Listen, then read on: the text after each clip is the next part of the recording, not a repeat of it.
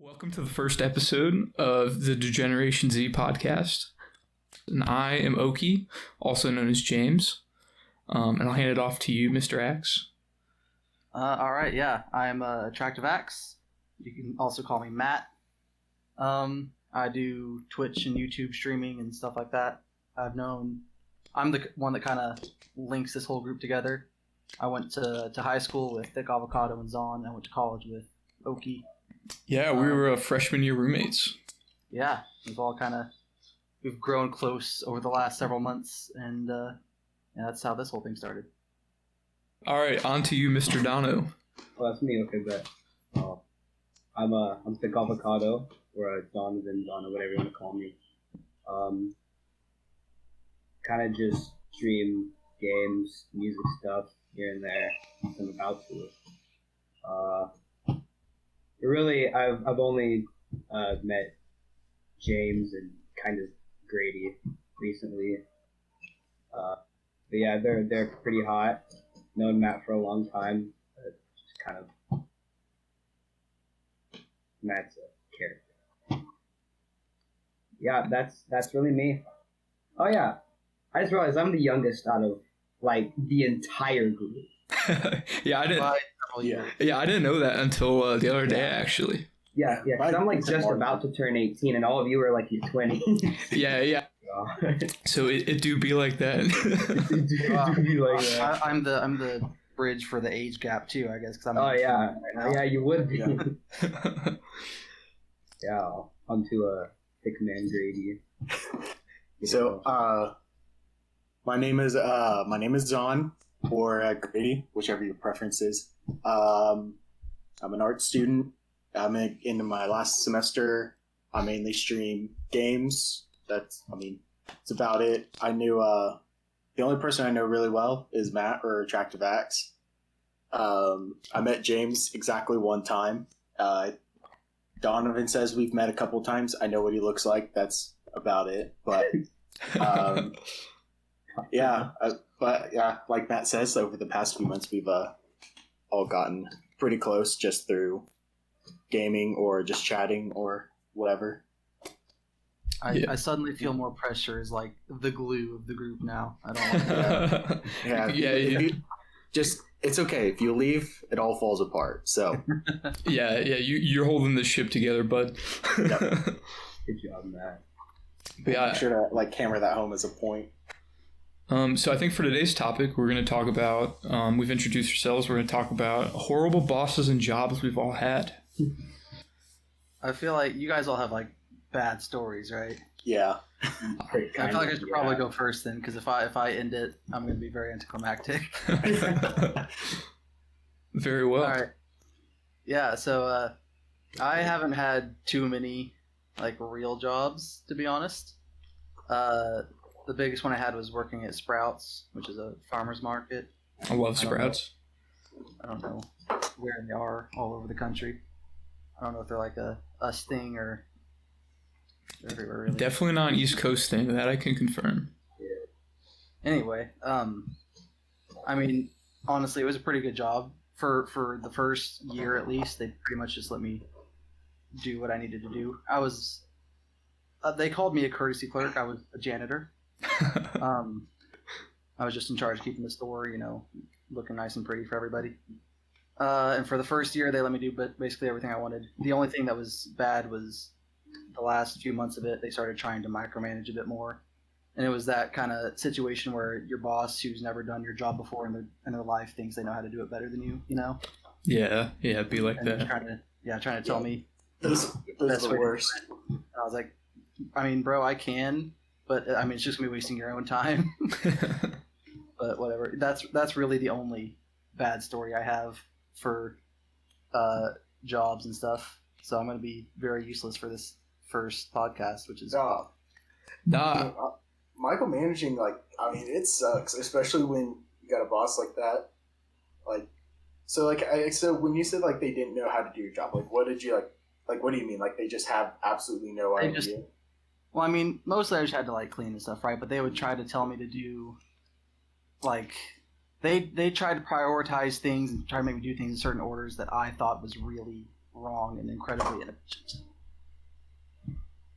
Yeah. I was the one like actually doing it, so I knew like what was the quickest way to do one way or like one thing or the other, and how to do it efficiently. Yeah, it's like they didn't trust you to do your own job. Basically. Yeah. Like you had a set pattern and all that stuff, and they just kind of came in and just threw it out the window. I'm like, hey, no, do it this way. And so I'm like, but this works so well. Just let me do this, please. And they didn't. It was sad. I like that they called you. What was the job title again? Courtesy clerk. Courtesy clerk. Yeah. Yeah, that's nice. Yeah. Well, I will say one thing. Every time I've been in Sprouts, I do think of it as quite a nice quality establishment. I mean, it's actually it's a fairly decent spot. It's overpriced, but that's because they do mostly like organic and naturally grown stuff like that. The stuff that is generally more expensive anyways. So if you don't care about that stuff, I wouldn't really shop there. But on the other hand, they also have really, really good deals and specials. So if you can catch them selling something on sale for something that you really need, that's usually a really, really good price. Yeah. I think I've only been in like 2 or 3 times, and I think that was why you were working at it. I think outside of that, I don't think I've ever been inside. My mom used to shop there like a lot when I was a lot younger. So I've been in there like a few handfuls of times. And I haven't been in there since you started, or since you did work there. So I haven't been in there in a few years. Mm-hmm. Yeah, no, that's the only even moderately bad story I have, honestly. Oh, it's pretty good. I have a couple bad experiences, but those are entirely my own doing, my own failure, my own mistake. Well, hey, you own them, and that's what counts, right?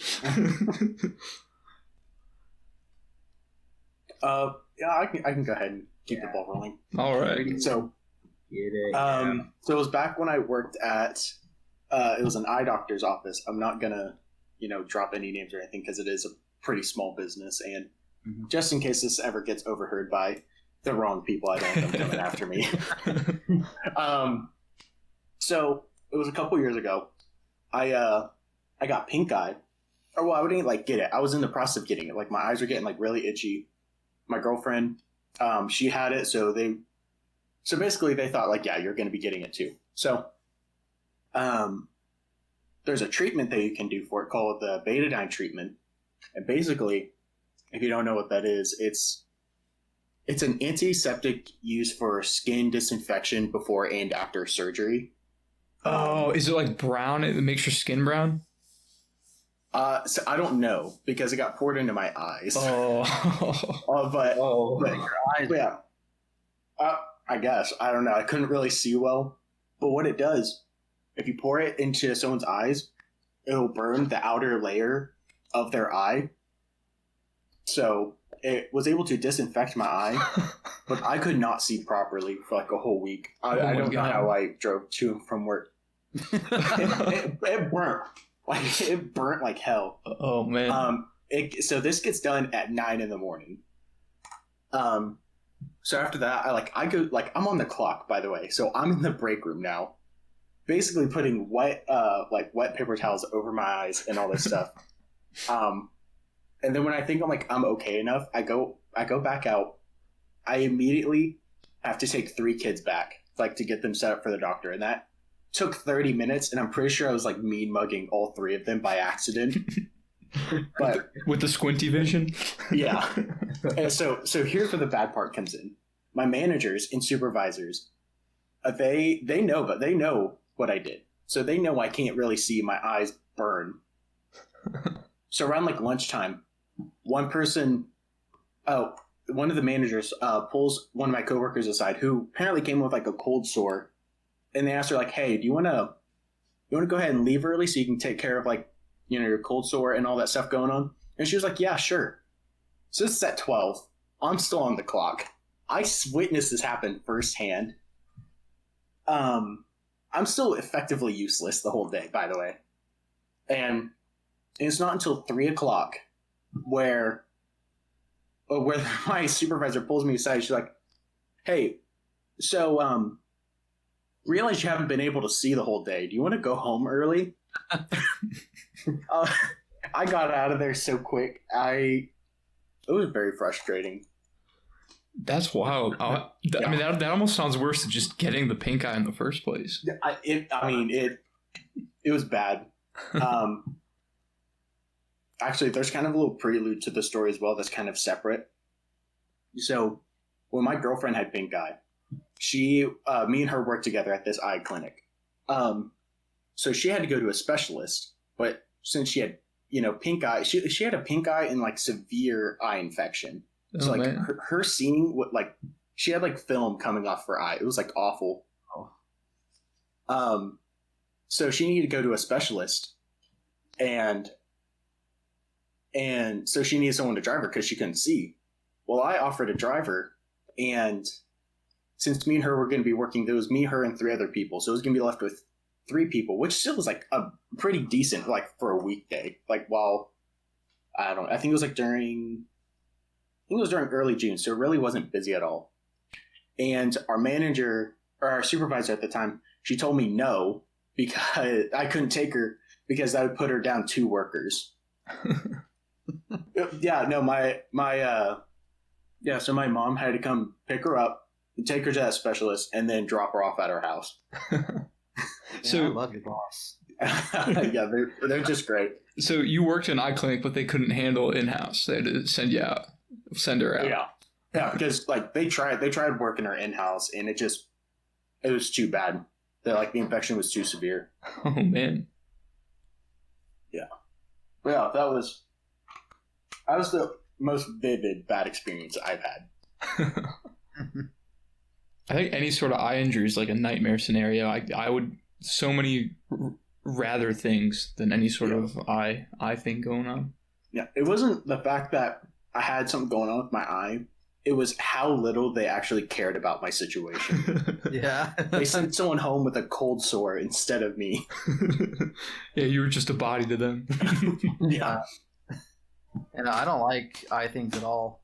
I've only had pink eye I think once or twice only, and that was still several years ago. I was still pretty young.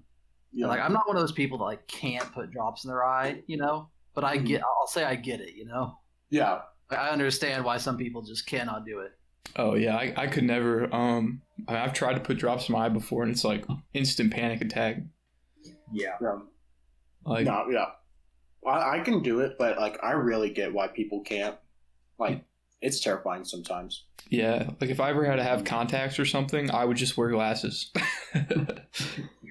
I could not mess with those. Well, that's my story. So either Donovan or pass to the young one. One of you guys. All right, Mr. Dono. Okay. So, do you guys? I have 2 that I could tell. Do you want the pizzeria or the music studio? Ooh. Honestly, both these sound like they could be very interesting stories. Yeah, they're both pretty funny. I want to to be hear honest. the pizzeria first. Pizzeria first? Yeah. Okay. So, this was about... I quit in May. So, this was about... It was a couple months before that. I'm just going to say, like February maybe.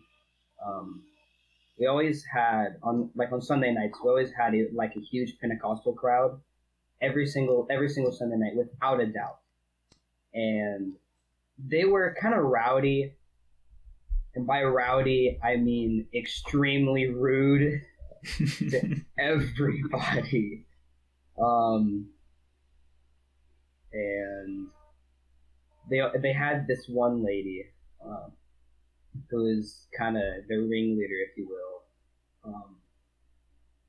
She's pretty much just a Karen, but amped up quite a bit. Oh, no. A super Karen.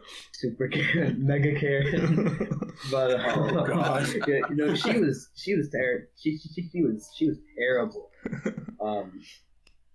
Her kids weren't any better either. But once I was on dishes that night, and the crowd was a lot larger than normal because they had, I believe it was, I think, because normally when they would come in, they would take up half of the place. And it's not that big of a pizzeria. It's really not. But like, they would take up half of the place. This night, they took up the entire place. Like the entire place. And it was like super stressful on everybody because we've never had, that many of them before. And knowing how they are, that's just not something that we really needed. But thankfully, I was on dishes, so I didn't really have to deal with a lot. So I wasn't, making their food, getting yelled at for getting something wrong. I just had to clean the plates and stuff. But somebody messed up one of the children's. I think it was a spaghetti. I think the lady ordered it with a kind of like a custom sauce that the kid wanted, and the person who was making the food made it that way, and then as soon as we took the food out to the lady's kid, the lady said, "That's not what I ordered," and we were like, "Yeah, that's what you ordered." And she said, "That's not what I ordered. Uh-oh. Take it back, make a new one. I'm not letting my child eat this." We're like, oh. Okay, so we took it back, made it, took it back out. We took the new one out, and she said, "Okay, that's a lot better. Thank you." And like, people were steaming at this point because like they've been dealing with like this lady and her like crowd for like a lot longer than I was there for. I was only there for about like a year and a half. Oh, so they're frequents. They're frequent flyers.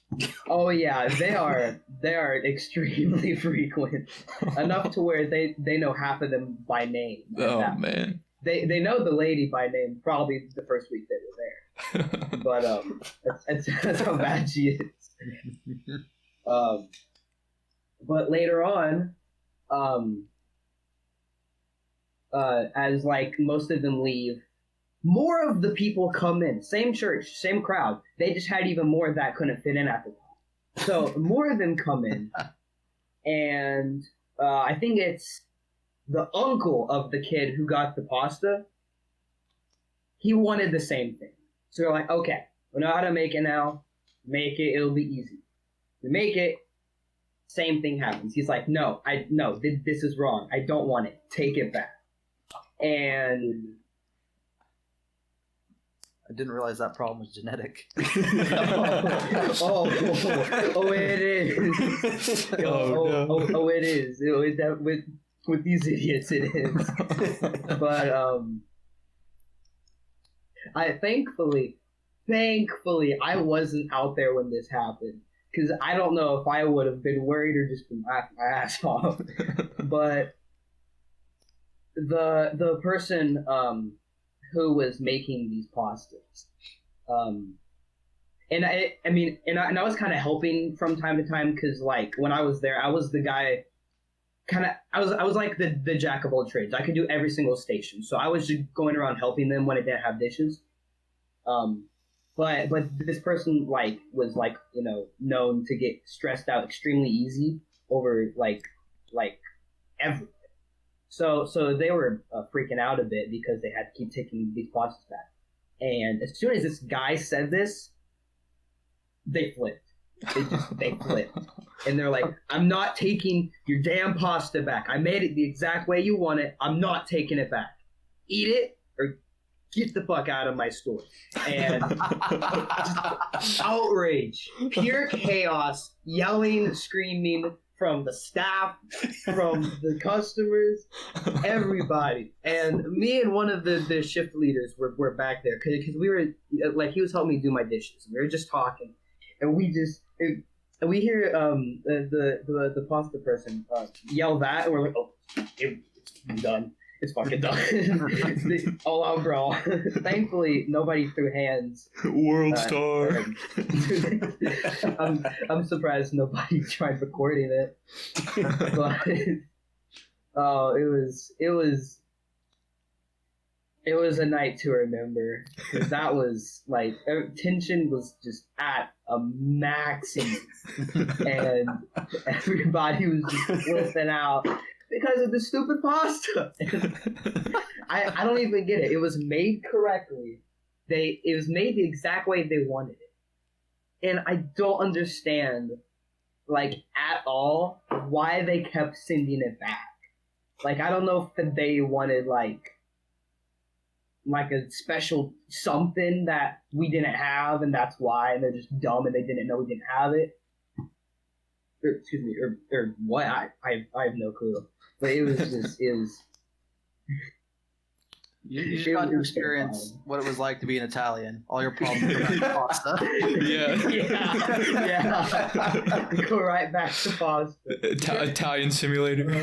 Here's what I love the most about this story. You said you worked at a pizzeria, right? Yeah. Someone's throwing a fit over pasta at a pizzeria. Like really, it's an Italian eatery. Like it's what it is, but they always get pizza. They don't get anything but pizza, except that one damn night. They're like, hey yo, let's switch it up a bit, and then just all hell breaks loose. All hell breaks loose. Sauce me some spaghetti. Funniest thing. The spaghetti. No, when we brought it back, we tried it and it tasted like dog shit. it was so bad because we couldn't do anything with it. So our manager was like, "Hey, I want to know what all this fuss is about." So he just goes and takes a bite. He spits it out immediately. He's like, "That is disgusting. I don't understand these people. They never want to." I feel like everyone that ever works in like food or retail wants to have that moment when they interact with a Karen. Like everyone wants to be able to just go off, Dude, scream their heads off, and tell them how stupid they are. It was the most stressful yet hilarious thing I think I've ever experienced in working anywhere on anything. Because there was this, he was like a bodybuilder. So he kind of just like, he's built like a fridge. So he kind of assumes that he's better than everybody. Or at least this guy did. I'm not all, I'm not saying all, because I know quite a few that are definitely not like that. But this guy, he just, as soon as he walks in, attitude, just straight attitude. Oh man. And he's like, he's one of those guys that walks in, and he's just like, yeah, I want the usual. When you don't fucking know who he is, you're new. I mean, I wasn't new, but I had no idea who this guy was. And all of the girls that were normally up front doing the orders and stuff, none of them were there. So I had to do it. And I was like, okay, what can I get you? And he said, usual. And I said, I don't know it. Usually, and he said, I come here every single Thursday. I just want the usual. And I said, straight up, dude, I don't know who you are or what your usual is. Can you just tell me what it is so I can go back there and make it? He probably didn't have a usual. He was just curious of what the usual was. Fucking, I mean, it's an Italian eatery. We're not like a sandwich place. We're not gonna have like these like specialties. The sub of the day. And I don't understand why. Like, it's an Italian eatery. You're not gonna have a usual. We're not like. It's not like a coffee shop or something. But like, his usual was a chicken bacon and provolone sandwich, which like. I'm not gonna know that. I don't want to know that. but you've never seen this guy before. What? And you've never even seen this guy before. No, I have no idea who he is. I have no clue who he is. But the thing is, he wanted it in a bowl and not on bread. Bro, what? So that's not even a sandwich. Yeah. Exactly. That's a pile. Always set me off because I always got these stupid ass orders because like my main station was sides. So like. Pasta, sandwiches, wings, stuff like that. I don't know why we had wings. It's something. I don't know. They're pretty good though. But that was my main station, so I had to make it. And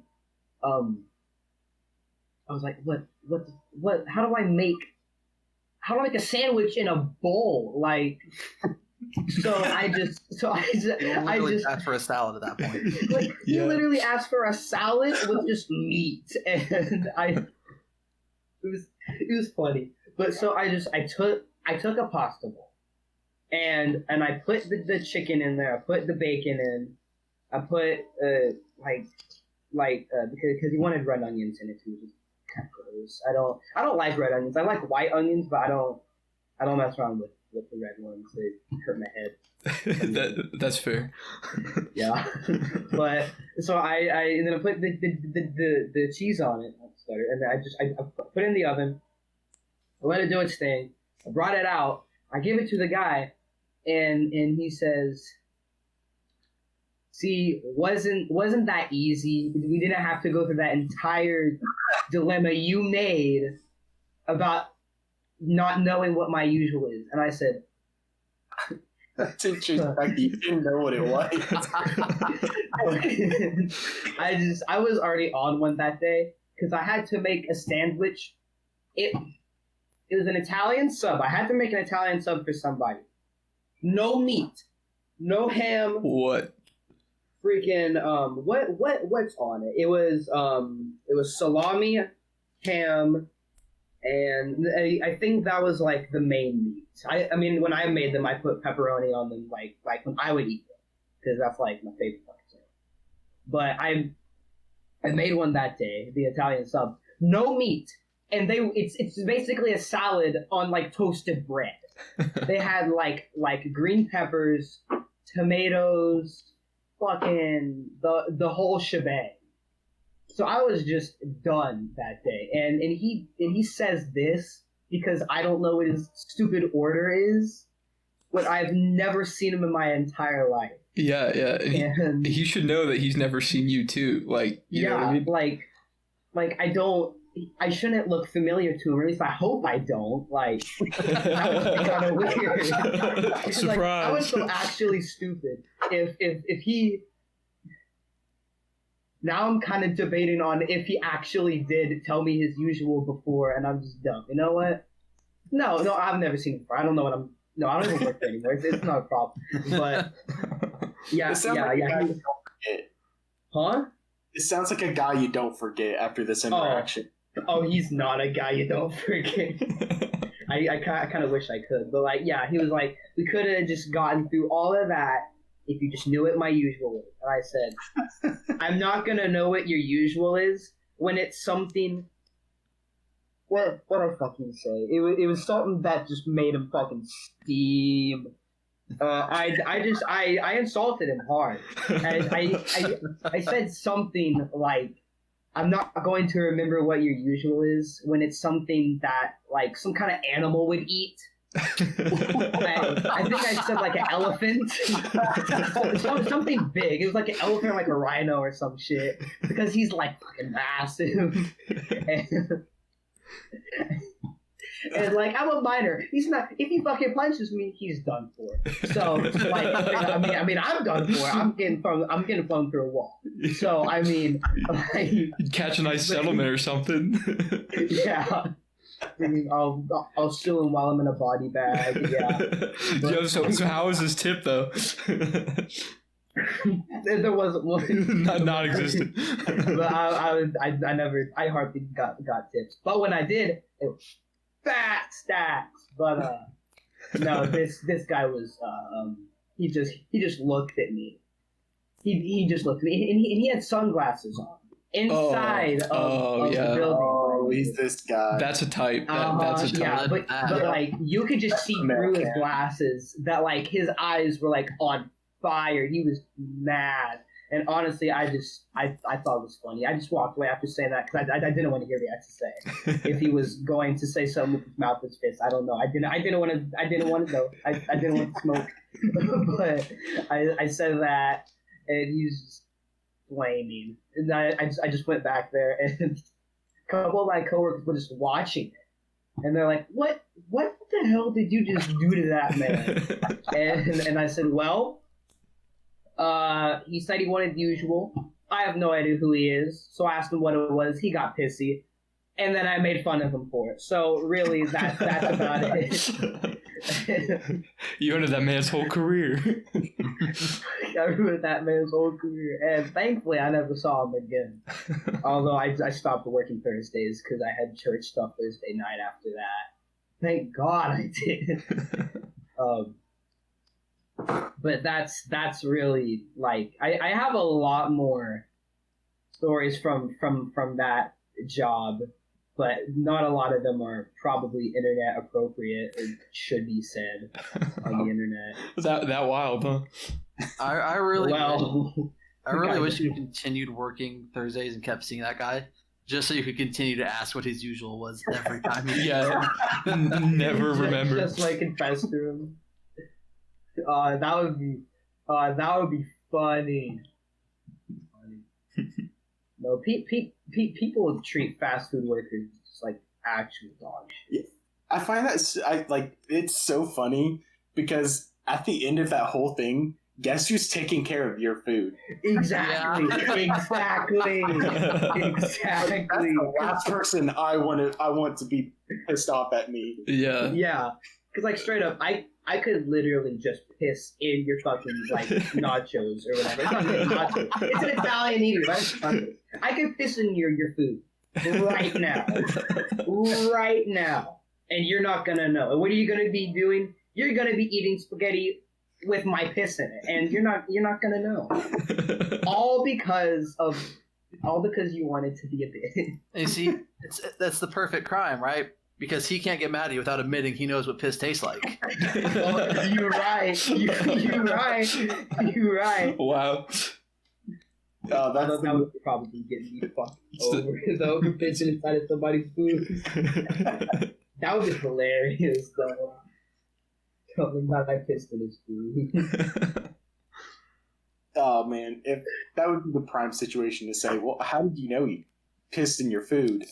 Then he's gonna have to say, well, I can taste it. I can taste. Then wraps back around to what Matt says of him knowing what his tastes like. You drinking piss, my boy? Like Fucking Bear Grylls out here. Bear Grill. Gotta stay hydrated, man. Okay. Do you want me to tell the studio one too? Go for it. Yeah, let's send it. Okay. Hold on. I need to wake up my girlfriend real quick. Just give 1 second. Go for it, Matt. Oh, I was just saying, I've only kind of half worked food service.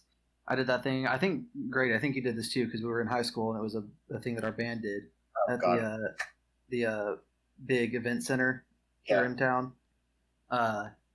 We were like the people that they would hire like students from bands and stuff, and the students would get money and the bands would get some money too, or whatever organization the kids were a part of, and we'd be the ones that would go around and like walk around the stadium in the stands and sell like cotton candy and snow cones and stuff like that. So that's the closest I have to food. Man, like the job itself wasn't even like that bad. The biggest problem that I faced was the fucking old man that ran the shit. He always gave me shit about something, not like in a playful way, but like he's 2 seconds away from booting me out the door. That's just an old man thing, right? I see. You'd think so, but it seems like he mainly targeted me on that one. So I couldn't really tell you.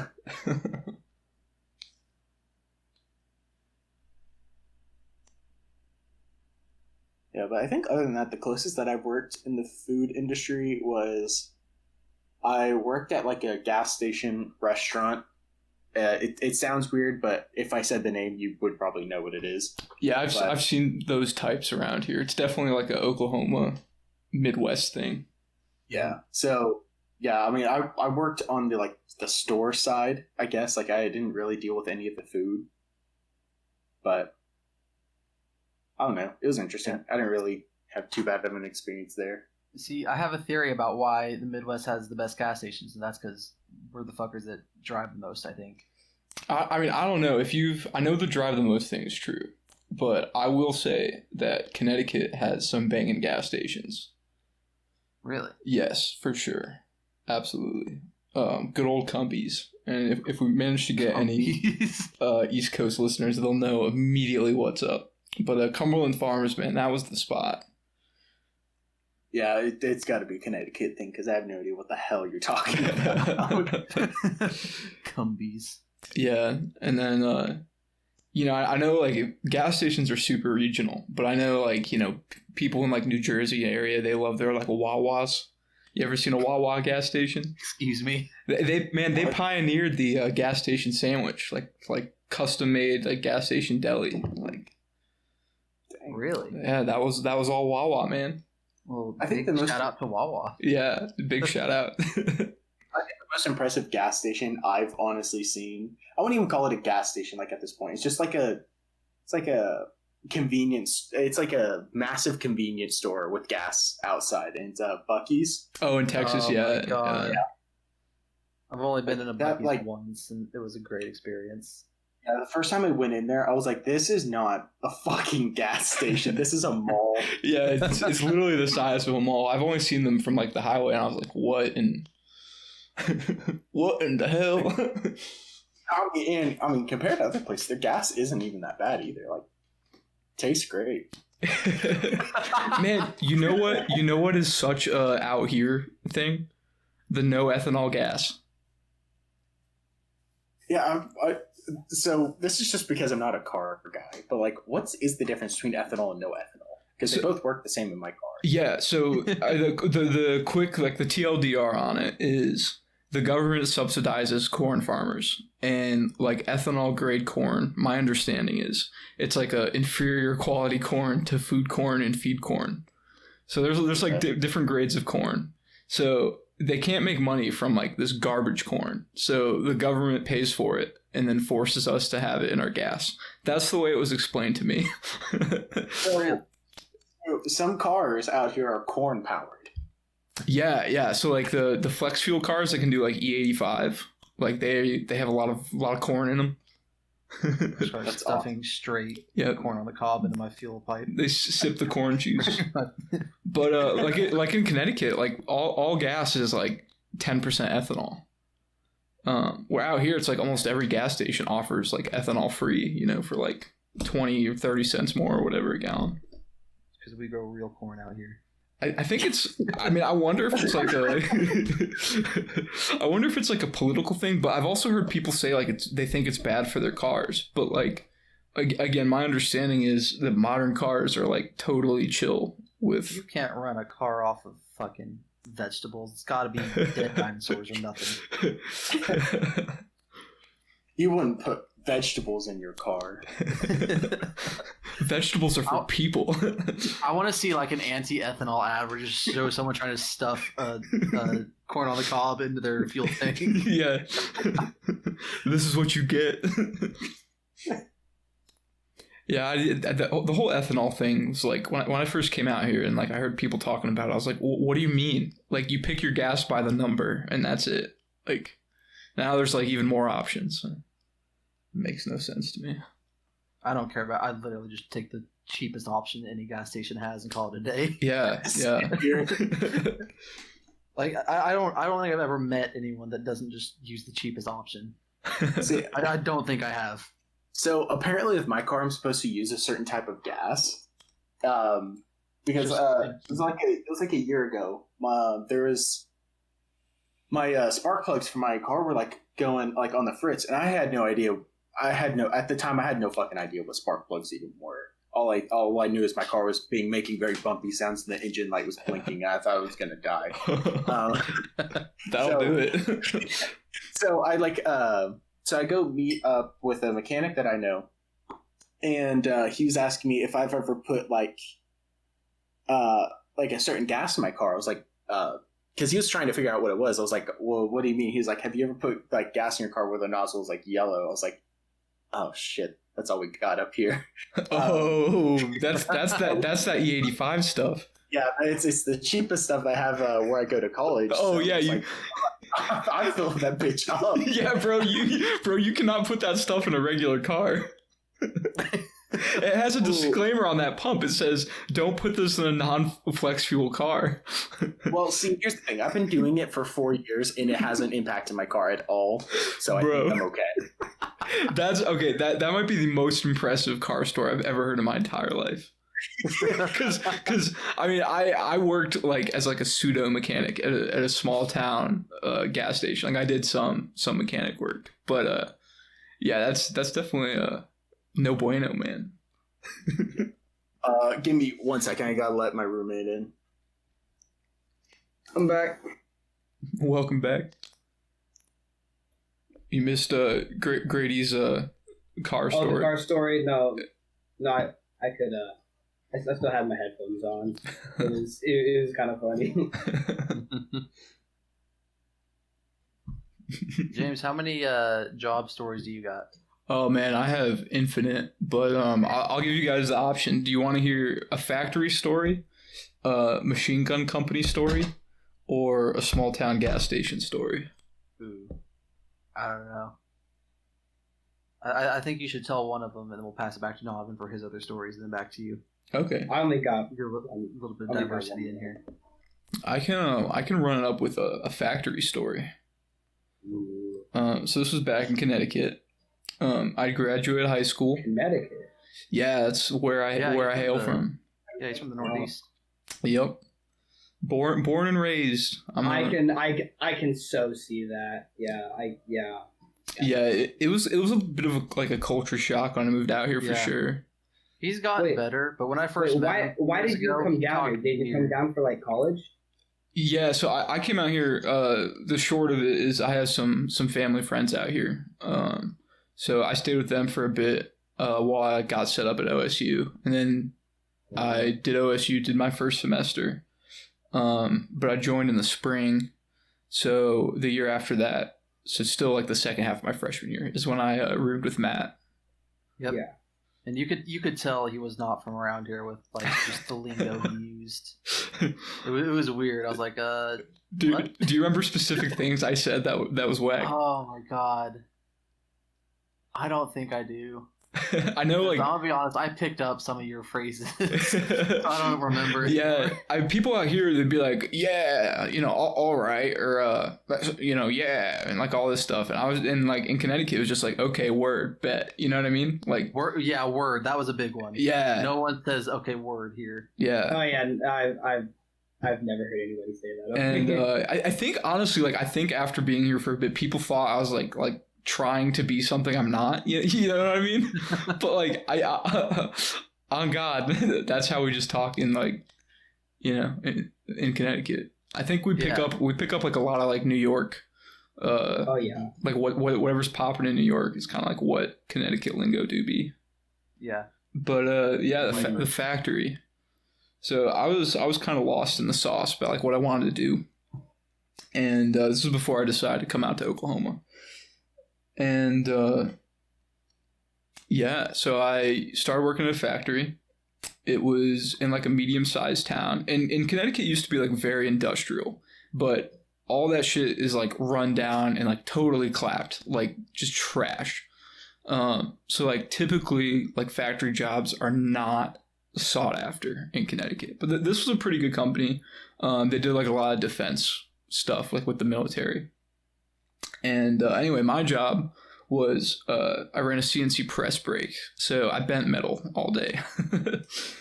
But when I got there, nobody knew how to run this like new machine. But it was a big 100-ton press, and we do some crazy stuff on it. And we couldn't figure it out, and they didn't know what was happening, so they handed me the manual, and it was like translated very, very shittily from Italian. It had like a lot of pictures, but the pictures didn't match what the computer on the machine had. Like it was like an entirely different manual, like same general concept, but wrong machine, wrong interface. That was from like 4 or 5 OS updates ago. Yeah, or whatever, or a whole different like operating system. It was kind of whack. And the thing is like to understand what I was doing, I had to know what the machine was doing and like what like metal bending techniques were, and I didn't know either, so I was just kind of like on the fly. Gable. So me and this old guy, but really cool guy. But anyway, I'm like listening to him and getting like all his advice, and he can't figure out the machine part, but he knows the metal part. So together with our very limited abilities, and each respective aspect. Together we were like a superpower and we figured out the machine. But that wasn't before I almost lost my finger to the said machine. Oh shit.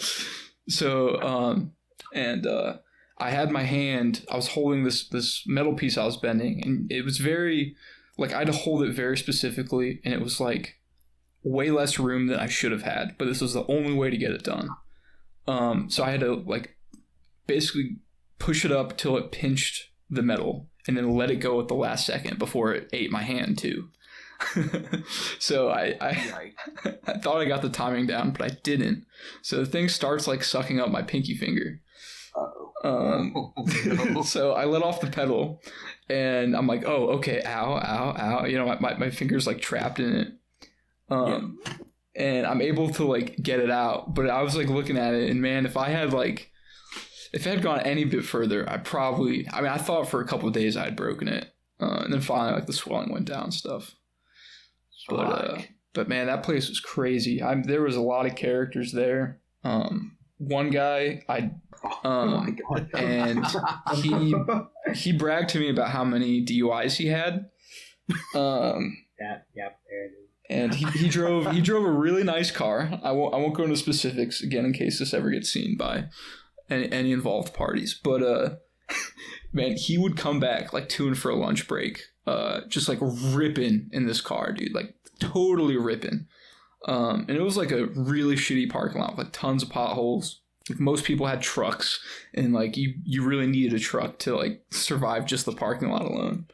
He and I got along, and man, did he have some crazy stories about the country he was from and the things he did. Dang. Dude, I have this like insane fear of like losing body parts, you know? Yeah. I can't imagine like losing a finger or something like that. It freaks me out so much. Oh yeah, bro. Mad respect to anyone that actually has to live without a part of their body. Yeah, big facts. For real. I think go ahead. For me, I was gonna say for me, I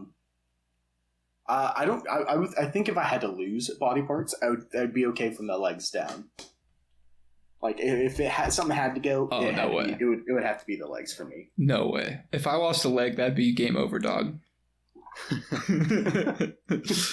Yeah, it's a. Well, James, I feel like your response is a little biased since you've broken your arm. Like I said, I have that super major fear of losing like any part at all. Like it freaks me out so much. It's one of the, it's one of the things that just like it freaks me out. It's one of the things that freaks me out the most, right? And that's the real shitty part for me specifically about having diabetes, because diabetics are known for losing their feet. Oh yeah, and yeah. That the thought of that fucking terrifies me. I've never so known bad. that. Yeah, diabetics are more likely to lose their feet than just about anyone else. Oh So, man, I remember when Nubs. we were moving out. If I remember this correctly, I was just thinking about the story the other day for some reason. Yeah, I was worried because you told me like it could be bad. You know what I mean? And like the stuff you were carrying, and those stairs were dicey, even like in good weather. Fucking hated those stairs. Yeah, those stairs. What happened? And we were on the top floor. Okay, so this was back in my freshman year, or I guess both of our freshman years of college, where we were rooming together. We were in this it was an on-campus apartment building we were on the third floor, and the stairs were like out. They had a roof over them, but they were outdoors, exposed to the elements. Yeah, and so they could get icy and terrible. and They weren't in this situation. This was just me being terrible at walking. But go ahead, James. Go ahead. Continue your end of the story.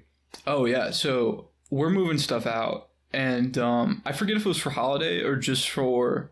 I think it was definitely for holiday. Okay, It yeah, was for, yeah. I think, winter break. That's right. So you were like grabbing like your computer or something. I think Yeah, that's I had what a it huge- was. Yeah, I have a very large case for my computer, so it was in a huge Box cardboard box. It was Yeah. very cumbersome to lumber around. and heavy, yeah. Because I tried picking it up. It was pretty definitely heavy as far as PCs go. But I heard a bunch of noise, like a domestic was happening. But it was just Matt falling down the stairs. So I'm like, Thankfully, it was like the second to last step that I missed. I didn't fall very far. yeah. But still, But yeah, it was. Yeah, your ankle swelled up pretty good, like instantly. It really did. Yeah.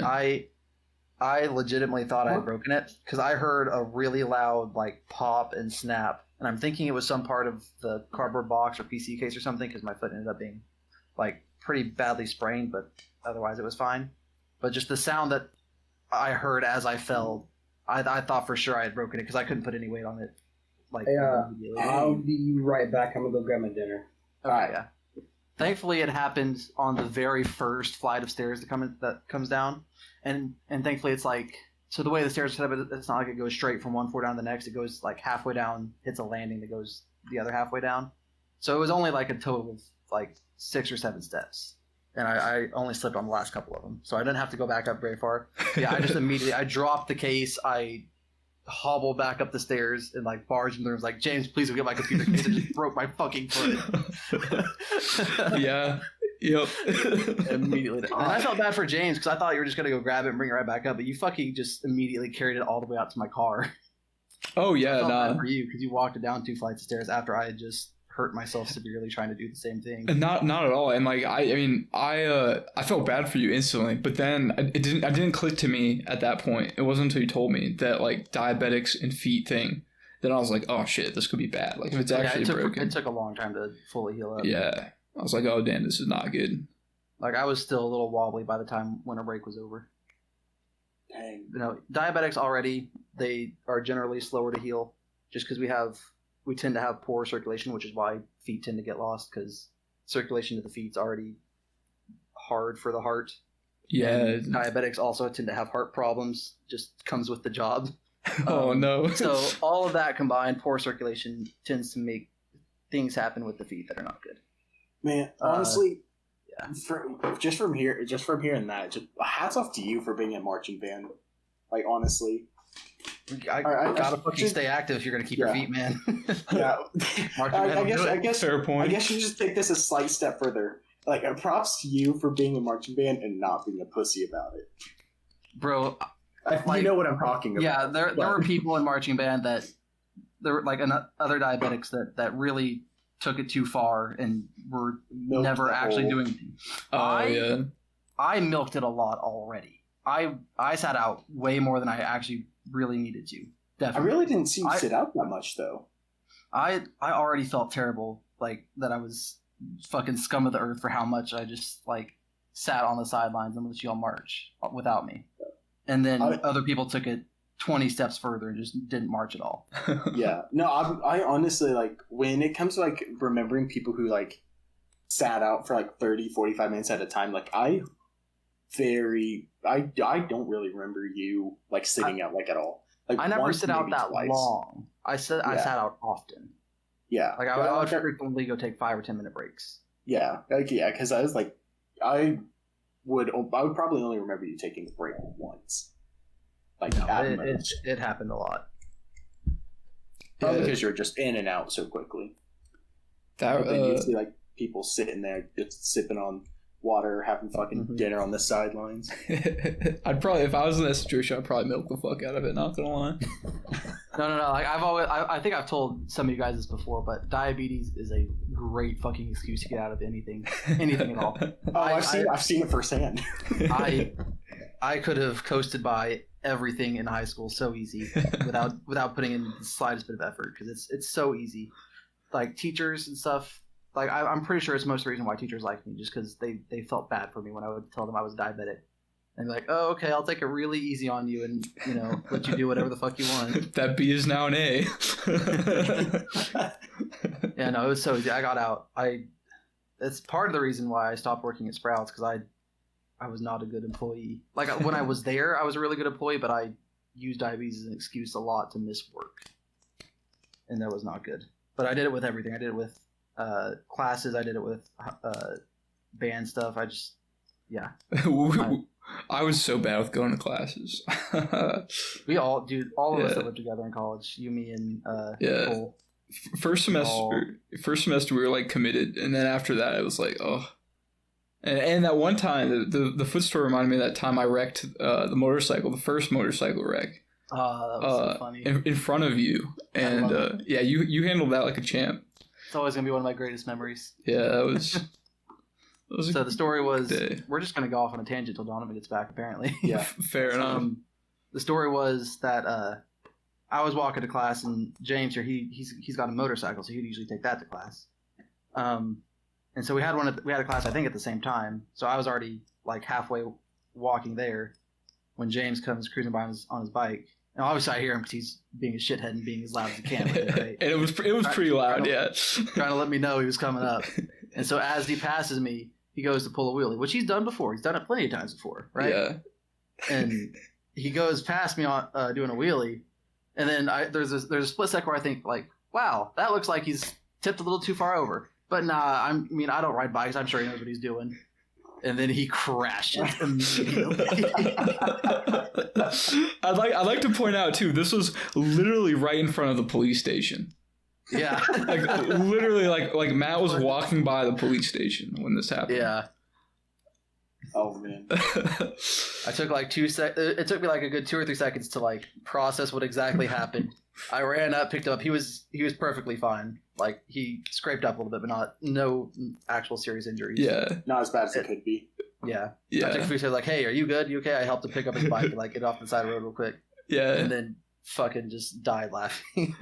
Yeah, there was a guy in a truck who stopped too, but he just fucked right off, which is the preferred.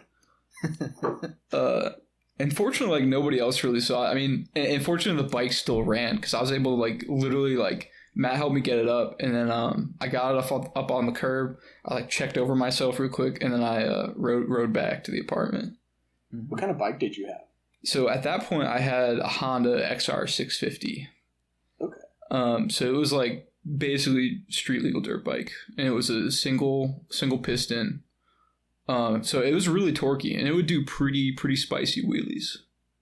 Mm-hmm. Oh yeah. But yeah, I'm really surprised I didn't use your accident as an excuse not to go to class. Yeah, you still went to class. I don't know why I still went. I always look for any reason I could to not go. Yeah.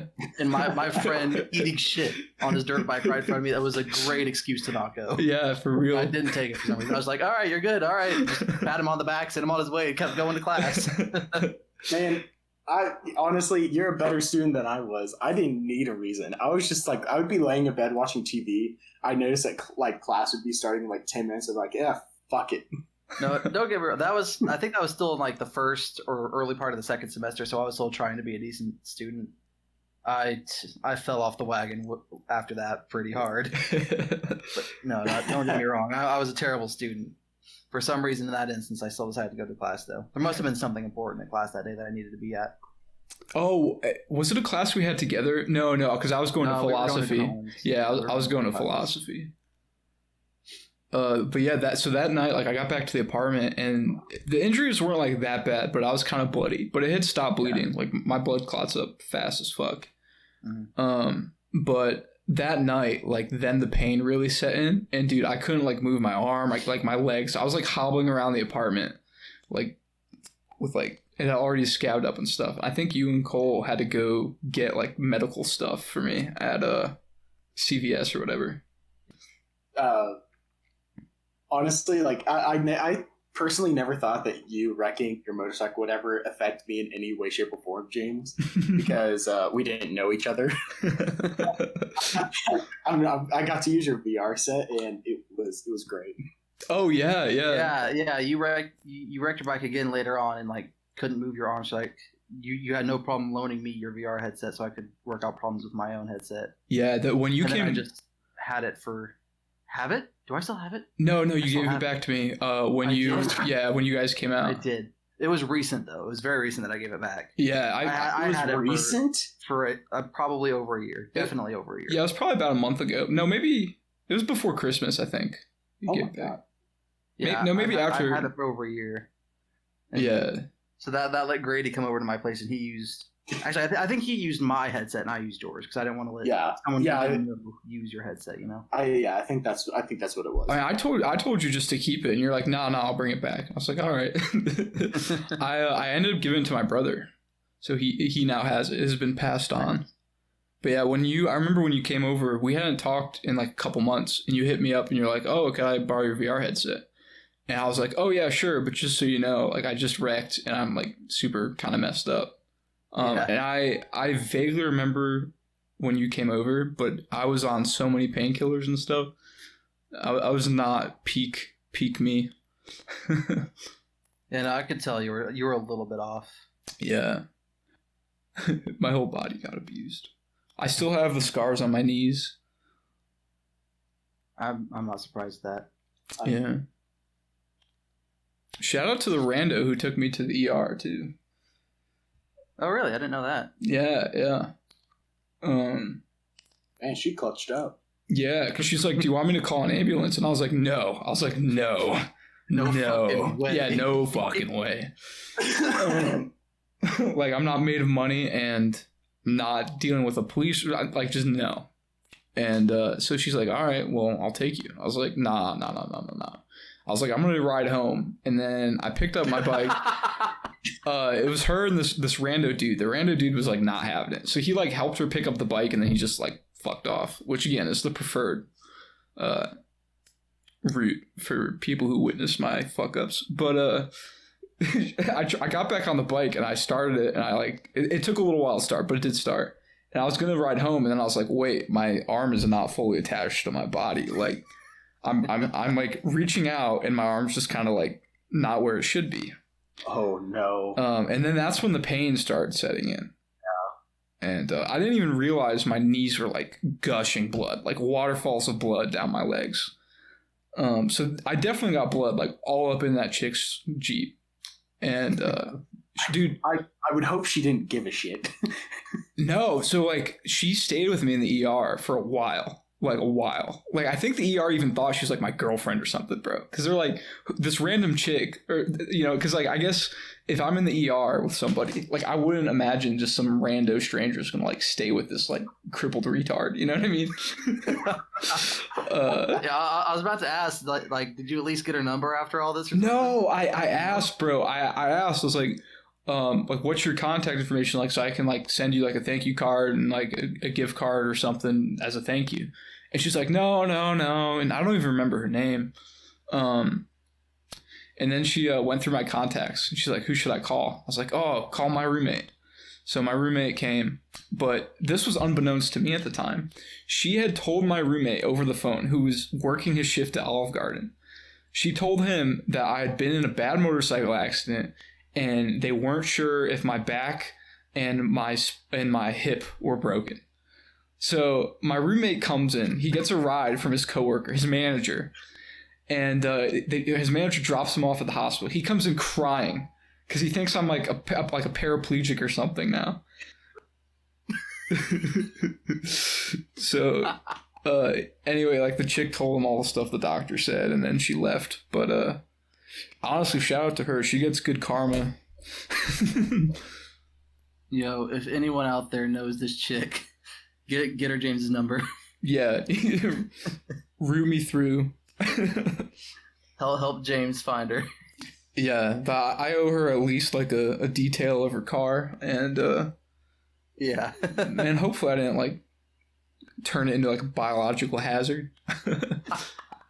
But I remember in the ER, man, there was like a whole bunch of old people with like old people ailments there. And I'm like, I'm in a wheelchair at this point, and like my knees are still bleeding, and like I'm holding my arm really stupid. And yeah, man, they definitely like expedited me in, but it felt like it took like a day till they finally got me a sling. And then I was able to like not hold my arm. So for like at least 30 minutes, I had to like hold my kind of arm that was not as attached to my body as it should be. Because like my whole shoulder socket was like out of whack. So like I was like crumpled up and my arm was like over my chest. It was very not hot. Damn. Yeah. Oh man, yeah, I hadn't actually heard that story of that crash. Yeah. I should have. I don't know why I hadn't asked you about it before. Yeah, I mean, I never like didn't like talking about it, but like it's definitely been long enough now that I can laugh all about it. Mm-hmm. That's good, at least. Yeah, it sucks. I'm like permanently maimed. I mean, it could have been way worse, but oh, James, you talking about like you being in the hospital like with old people, like old people ailments? I kind of get the feeling that you get, because so it's a lot bigger of a story like behind this, but I'm just gonna give a quick rundown. So my body. So I'm diagnosed with a condition that my body produces too high platelet counts, and I mean like I hit 1 million platelets at one point. Whoa. Yeah. Actually, before I went and did my bone marrow biopsy, like the nurse that was like giving me the rundown and all this stuff, she was like, "This is the most amount of platelets I've ever seen in someone's body." Bro. I was like, don't say that. But You're like a walking blood clot. Holy shit. So I end up having to go. So I ultimately end up going to a cancer institute and all this stuff, despite not having like cancer. It's just for hematology and stuff like that. Yeah. But like I'm 22, and I'm besides the workers, I'm like the youngest one there by at least 40, 50 years on average. So it's I don't know. It makes me feel weird when walking around, because like I'm looking at like all the older people. I'm like, they're here for a much more serious condition than I am, and they're probably looking at me like this kid is like 17 years old and he's here. I'm like, I don't want to give him that impression ever. Yeah. It's one of those things. I just don't want to do that. I don't want them thinking like you're like a chemo patient or something. Yeah. All right, let's get back to work stories, James. You got more to tell, right? Oh yeah, the factory one wasn't that good. But I can you talking about almost losing your pinky prompted lots of discussion. Oh yeah. But I could tell a machine gun story if you guys want to hear that. Yeah, let's get back into it. More job stories. That's what this is supposed to be about mostly. Cool. Yeah. On topic. So once I got out to Oklahoma, naturally I became interested in firearms, as is the way. Yeah, as you would. I built my first AR semi-legally in Connecticut, but that's a story for a whole nother time. So I ended up working, long story short, I ended up working with this small machine gun rental company. But we did a bunch of shoots all over the United States, mainly in like this stretch, like the center stretch. So we did like Wyoming, Colorado, and then a couple in Oklahoma. And it was good times. But basically the format would be we would show up before the weekend, and then we would get set up. And typically this was like just a large swath of land. In Wyoming, you could shoot pretty much into the sky at like a 45-degree angle. And there was so much land that the people who organized the shoot had that was like totally fine. And you're in bumfuck nowhere. So there's like nobody that could possibly get injured. So it was a good time. So we're setting up, and it's like he pulls up with a U-Haul trailer full. And I'm talking like full of like 100,000 rounds of ammo, like 80 machine guns, tripods, and all sorts of like other equipment for these. And this is my first like experience like this. And I'm like, holy shit. Like, A, how is this legal? Which it totally is. And B, like, this is insane. So we're literally like sweating like pigs moving all this ammo. I mean, we're taking like everything out and walking it to the firing line and getting set up. And we're setting up all the guns and stuff. And that was insane. And we took a picture with all the guns and like the menu, because basically like that's how these shoots work. Like people pay an entry fee, which goes to the people hosting it, and then they come to your booth and they rent whatever they want to shoot, and you sell it by like the magazine. So like typically it's like $30 for like a mag out of like an M4 or whatever. And then there's also like tons of belted machine guns. So the next day we wake up, you camp there, we wake up and we're getting set up before they open. And he's kind of telling me how this is going to go down. He handles all of like the shooters and stuff. That way there's only like one person with a gun at any time. People are always safe and stuff. And he has a good way of like reading people. But, there is times at events where like this where things happen. But one story in particular, there was this one guy who I guess knew the owner, and they had like a pretty good rapport. But he decides he wants to rent a full 200-round belt for an M249 saw. Dang. Yeah, and ironically enough, they call the 200-round fabric like bag that holds the belt with all the ammo underneath it, they call it a nutsack. So he, purchases his 200 round nutsack, and he's like, okay, but I don't want to shoot it from the tripod. And in my head, I'm like, wait, hold up. Like, this bell-fed machine gun, I've only ever seen people shoot them from the tripod. So this man straight up is like getting set up with 200 rounds, and he's standing there shouldering the saw, and he just starts letting it rip downrange. And I'm talking like at these places they have like RC planes they fly, and you could shoot those down. And they have like at night they shoot tracers, and people are just like lighting up the sky with like tracer bullets from like a 50 cal stuff. But anyway, he's letting rip with this thing. And all I'm thinking is like, imagining what would happen if he just like decided to like turn around and start dusting everybody. And yeah, I mean, the machine gun shoots are just a whole nother animal. I feel like there was probably at least half a dozen people that had like hands on their firearms ready to go if he just even thought about turning around. Oh yeah, I mean the thing is these were all on private property, so like they had their own like security guards, like the organizers, and these dudes were in like full kit, like full body armor, everything, like tons of mags. One guy had like an MP7, and he was just like carrying around this on like a 1-point like neck sling. And I could imagine like if anybody came there with bad intentions, bro, they would just get sauced up real quick. They either get sauced up or they stay and no longer have bad intentions. Yeah. But it was crazy. I mean, there was, and this looked like I'm talking like people who literally looked like they just put down their meth pipe and walked in. Like, No. Probably did. Yeah, would not surprise me. But they had like miniguns and grenade launchers, and every once in a while, I have crazy videos. Every once in a while, the hill would light on fire from like a tracer or an incendiary round or something, and they'd have to go out, and these dudes on quads with like fire extinguishers and stuff would go put it out.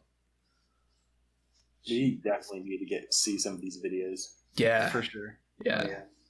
They're insane. They're on my phone, but I can put them in the edit. It was crazy. I mean, the cool thing was I got to shot. I didn't. The pay was not like in any way hourly or anything, but I did get to shoot a ton of machine guns. Hell yeah. And it was definitely a very lucrative business. Very lucrative business. Sounds like it. $30 a mag, man. You're making fucking ass tons of money out there. Yeah. What's crazy now is like with today ammo prices, like that's what ammo actually costs.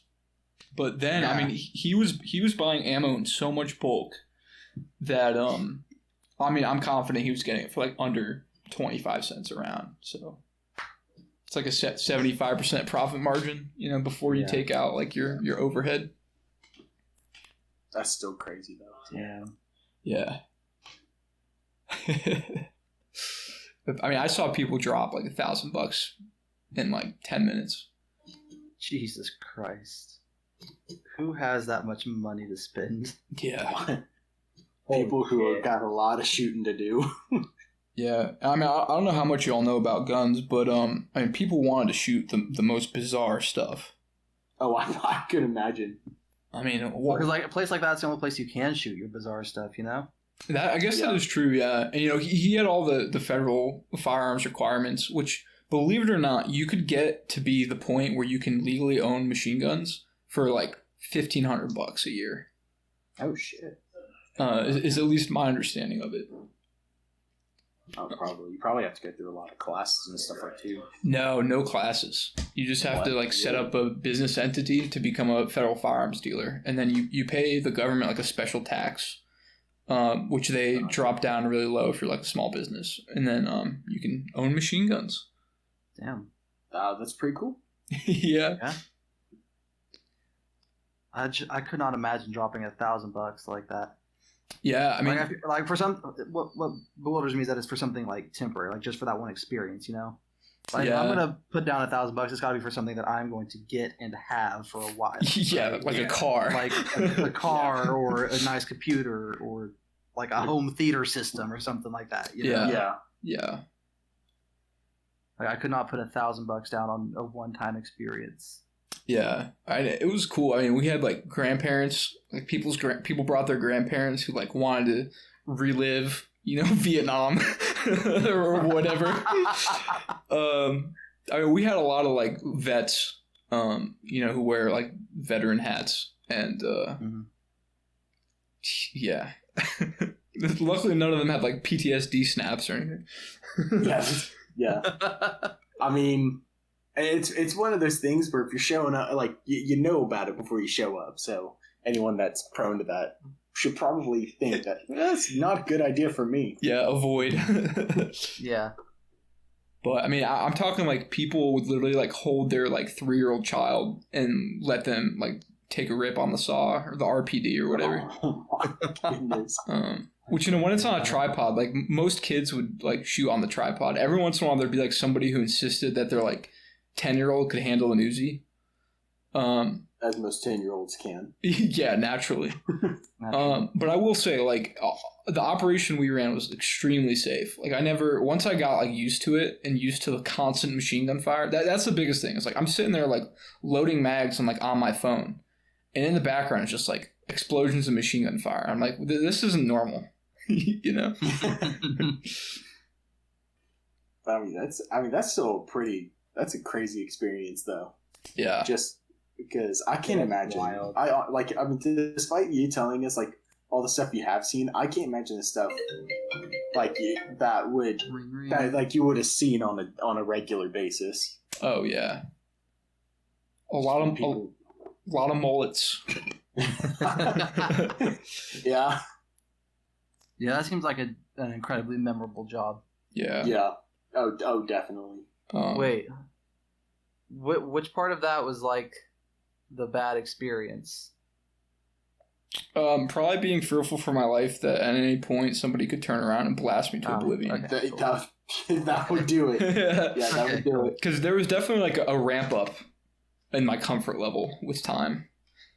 And I will say the time frame for setting up everything. I mean, I'm not exaggerating when I'm telling you that like we probably had to carry 200 ammo cans, which let's say some of them weren't loaded all the way. So let's say like the average weight was like 15 to 20 pounds of ammo can because they were of various sizes. We had to like schlep these from the parking lot to the firing line on setup day and on takedown day. I mean, on takedown day you could like drive up and stuff. But I mean, the amount of like labor that went into setting up the whole tent, because basically it was like a double tent we had. And we had like the menu.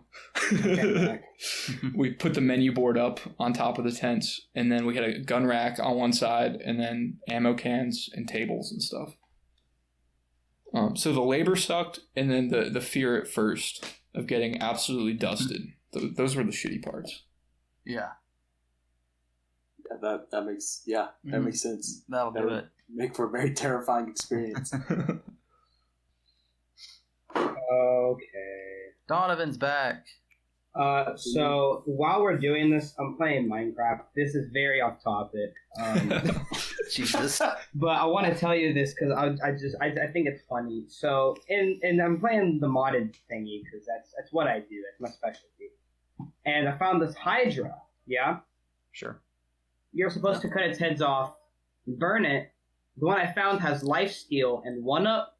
Oof. So it's immortal, and now it has like 20 heads, and it's glitching hard. Nice. And it's kind of funny if I'm gonna be honest. But I'm just gonna I just wanted you to know that because it's fucking hilarious. Oh, it just set something on fire. Okay. All right. Well, Donovan, it's your turn for story time again. Which one have I not told? The studio one. We heard the pizzeria. Yeah. Yes. The studio one was fantastic. Kind of.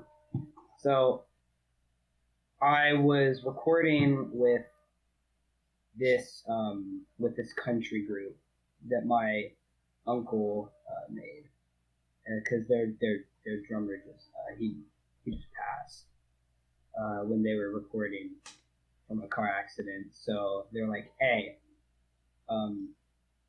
can you drop So I was like, sure, yeah, why not? And so and this was like my like third time playing with them. I think I've done a few gigs with them, but that was like my like third time playing with them, maybe fourth. I'm not sure, but we're in the studio, and the producer guy who's like mixing all of it and doing all that whatever stuff that they do. He is a character. Like he is insane. I like he had to have been on something. I don't know what it was, but like this guy, like I want you to think of that, like think of some like absolute crackhead that you would see at 2 a.m. at Quick Trip. But he has a lot of musical power, and you have to do what he says. Okay, that's a good visual. That sounds like a trip, to say the least. Yeah. That's what I'm working with currently. Tight. And I don't know who let him do anything. I don't know why he thought he should do anything. He, like, at one point he was like, hey, I want you guys to switch up this song a bit. Here, do this. And it's not even fucking country anymore. It's just, it's anything else. And it was, like, I'm surprised we didn't go to some, like, Midwestern emo or something at some point. Like, it was just complete chaos. But this was my first experience in a studio ever. And the guitarist for the band, or it was the guitarist, you'll know why after this, but he didn't like what freaking the crazy guy was doing, which none of us did. It made no sense whatsoever. But he was just not having it, and they straight up just started screaming at each other, like they just, like, no warning, no nothing, just immediate. Guitarist is just pissed. He's like, yeah, no, you're fucking idiot, and I don't know what you're doing. I don't know why you thought this would be good for you. You're actually dog shit. And he's just going off on it. God. And, like, it's like, what did you, like, what's going on? And I was so confused the entire time. And apparently they had a history together, not the actual band, but the guitarist was in another band who worked with this same guy, and they didn't hit it off. Obviously, I don't know why he did this recording thing if he knew that Homeboy was going to be there. But you know, it is what it is. And they got into a massive screaming match. We were all just standing there, like, what do we do? What do we do about this? hoping they don't throw hands. Yeah, hopefully they don't throw hands. I'm glad they didn't throw hands. If they did throw hands, I'm hoping it would have been while I wasn't there, because I obviously I don't know if they threw hands or not. But it was just terrifying. My first ever studio experience is like these two grown men just yelling at each other because one of them is just insane, and for some reason he has a studio. But that's really the only studio stories I have right now. I a great story. Oh yeah, Oh, I have yeah, to say no. I love that both of your work stories involve people on the verge of throwing hands. a lot of my work type stories involve people just being just fucking on edge and just ready to fucking brawl at any moment. Honestly, those are what make for the best stories. Oh yeah. Yeah. One time there's this dude. He came to the eye clinic that I was working at. He wanted his windows tinted darker than legal.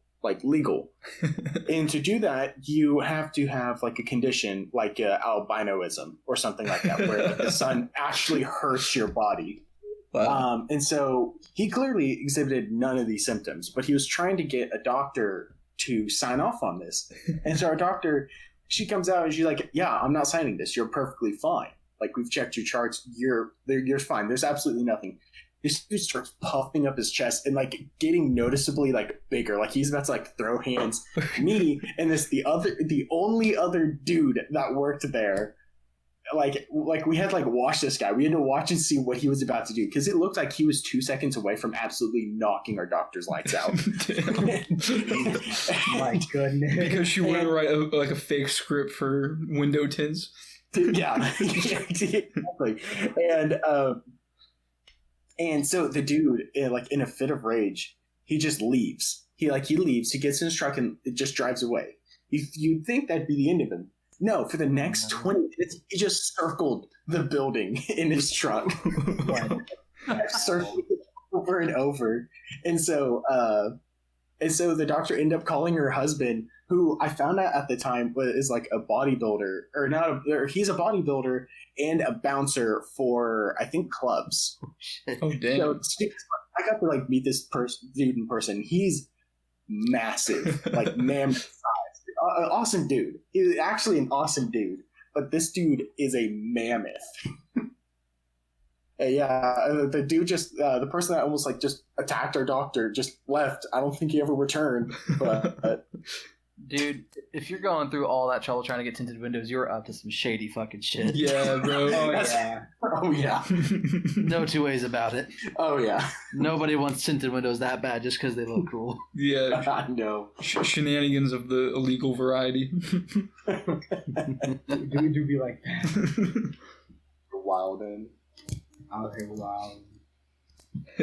My fear out here in this state, when people always like go out to their truck or something, if they're pissed off or like go out and you're not sure if they're coming back, is they're going to grab something, you know? Yeah. Oh yeah. Because violence out here is definitely different than the violence in the state I grew up in. People do road rage and rage in general quite differently. Oh man, people are cards. Like just in general. Yeah. Yeah. When I first moved out here, I remember one of the first news stories I saw. I was watching the news with the family friends I was staying with, and it was like 2 cars getting shootout on I-35 at 3 a.m. Like 50 bullets exchanged, and I'm just like, wow. Wow. Isn't that nice? Home sweet home. Jesus. Oh, sweet home. I love that.